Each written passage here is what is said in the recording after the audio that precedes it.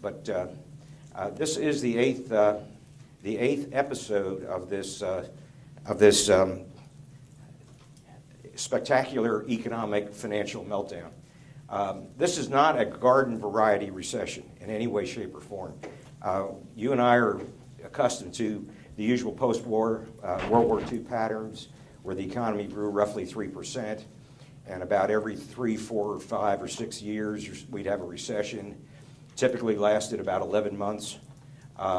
This episode has been going on since August 07, and we're now exactly 3.5 years later. And we're certainly not at the bottom. We have a long way to go. It could be one of those epic decade-long kind of events. It is not a garden variety recession, but what it really is something, another disease, another economic financial disease, so to speak. It is something called a debt deflation. And we've had it before, and this is what the Great Depression is all about, very similar. And we've had episodes in the United States before this. For example, in 1907 in the U.S., we had a spectacular meltdown as well, which, by the way, incidentally, led to the Federal Reserve Act and the creation of the central bank, which was 99 years ago this week. So we have not really had one of these. You don't have these episodes very, very, very frequently. Other types of similar type of financial economic meltdowns occurred, for example, in the emerging nations in the 1990s, and a lot closer to home in Texas and the southwest of the United States. We had a similar situation of the same type of a meltdown in 1986 that lasted to about 1991 or 1992 in Texas. Similar situation. What is the pedigree of this economic meltdown? It is something that economists call a debt deflation. And by that, the setup to get into this problem comes in the following general way. Either businesses or the consumer overinvest in some physical investment of some sort. We know this particular episode has to do with residential housing, the overinvestment in residential housing.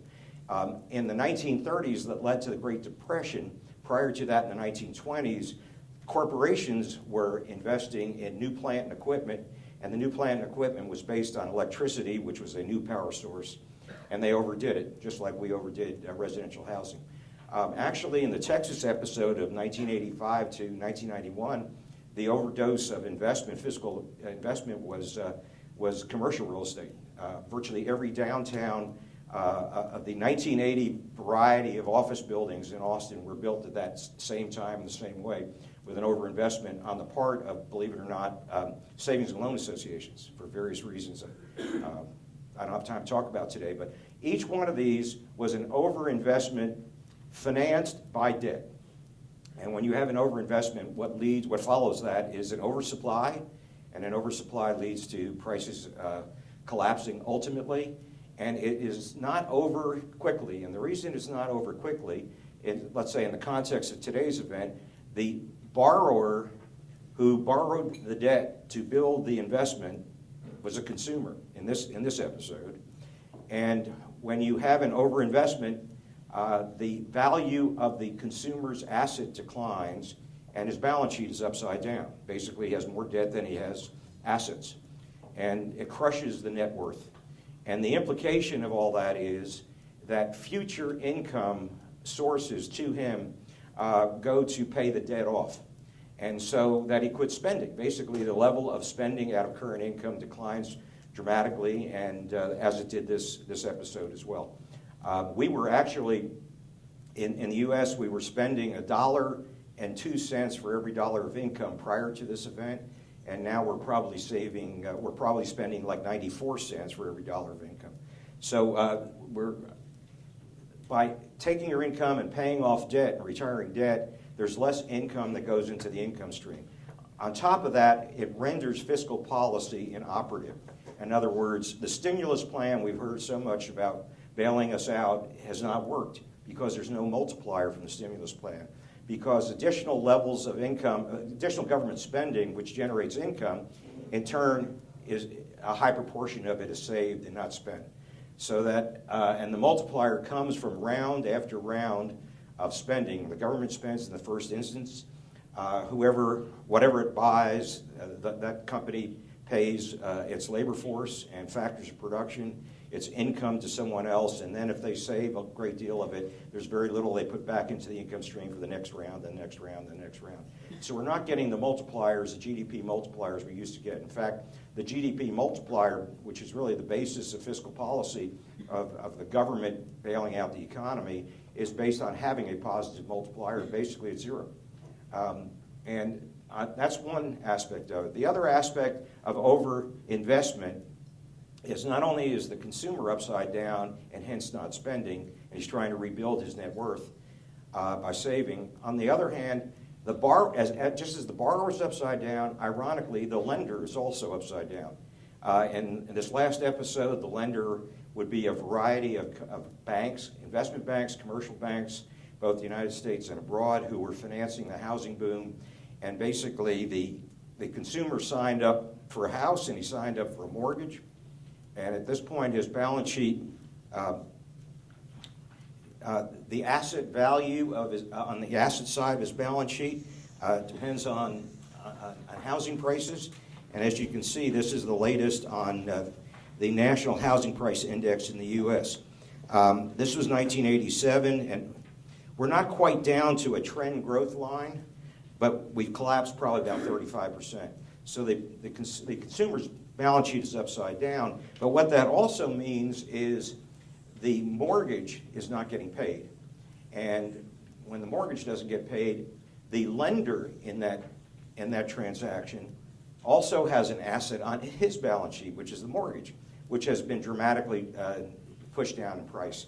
I forgot to bring the prices of the subprime mortgage packages, but basically in 2007 they fell 97%. And virtually every mortgage package that was originated in the growth period, the housing growth period of 2003 to 2007, virtually every single mortgage package has been downgraded in credit quality, and hence the price declines. So basically, the borrower goes upside down, and the lender goes upside down because the value of their assets decline, and they are living on debt as well, and the debt that the lender is living on, most of us in this room finance them, namely deposits for the commercial banking system. The holder in that transaction could be an investment bank, could be a commercial bank, could be an insurance company, it could be the UT Endowment Fund. The UT Endowment Fund doesn't have debt on its balance sheet, but most of those institutions do. And when their assets decline and their debt does not decline in value, it cuts into their net worth. And they too are in a long period of trying to rebuild their net worth.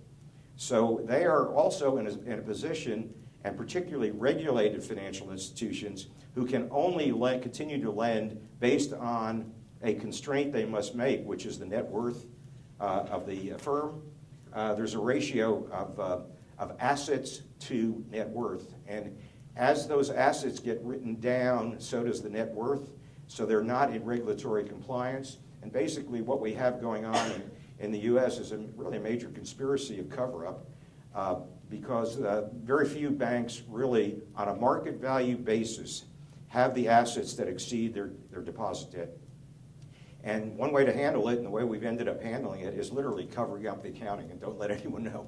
The reason being is the party that's, what it triggers, if it becomes known that an institution is upside down, namely it has fewer assets than debt, it creates an obligation on the part of the FDIC by law to seize the bank, literally, not figuratively, literally, and liquidate the bank's assets. And if we were to do that, that would create, and the purpose of selling, grabbing the bank's assets and selling them, liquidating them, is to pay off the depositors.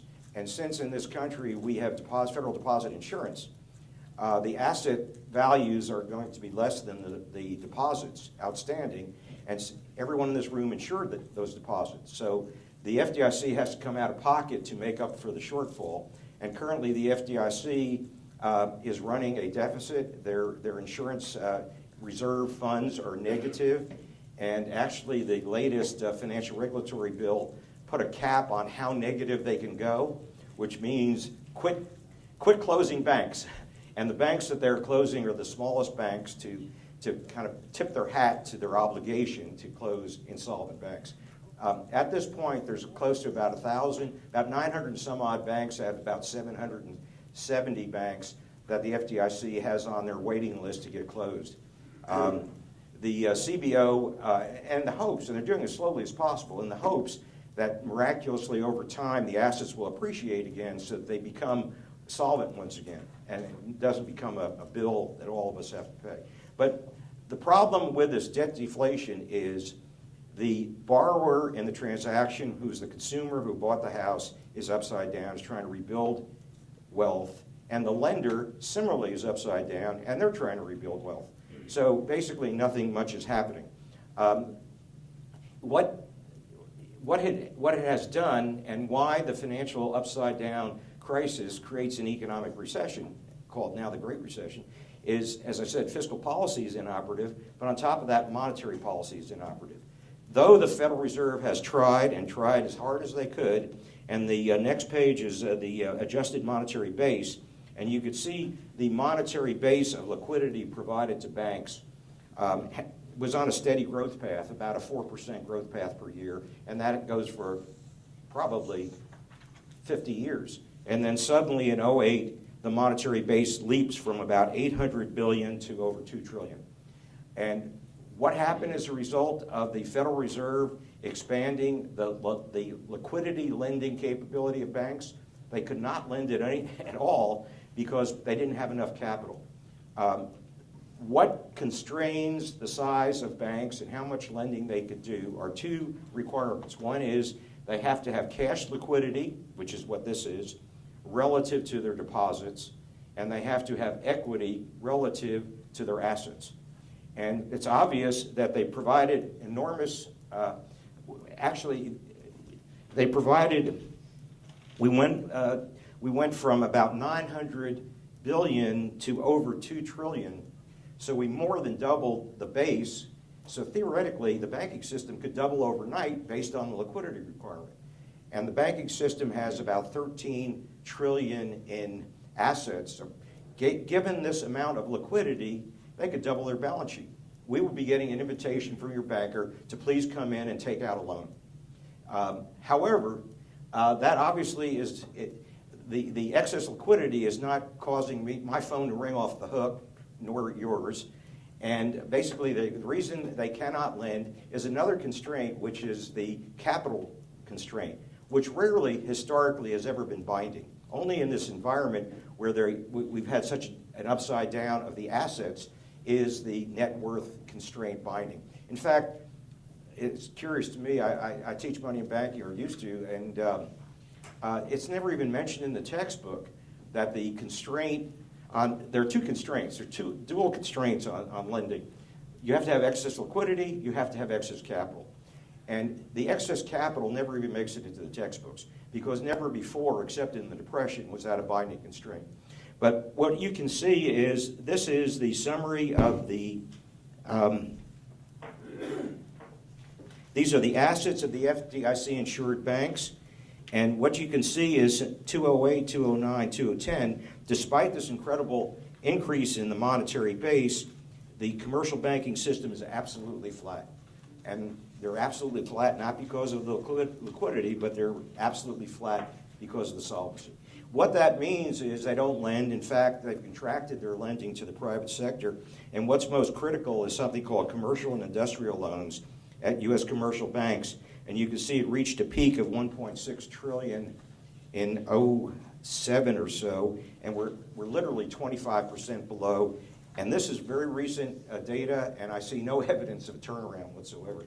So we're still in that situation where we're getting, no matter how much liquidity the Fed puts in, it's excess. In fact, it shows it here very, very clearly. Required and total reserves of depository institutions. The red line across the bottom is the required liquidity. And at all times up until 2008, the total liquidity was equal to the required liquidity.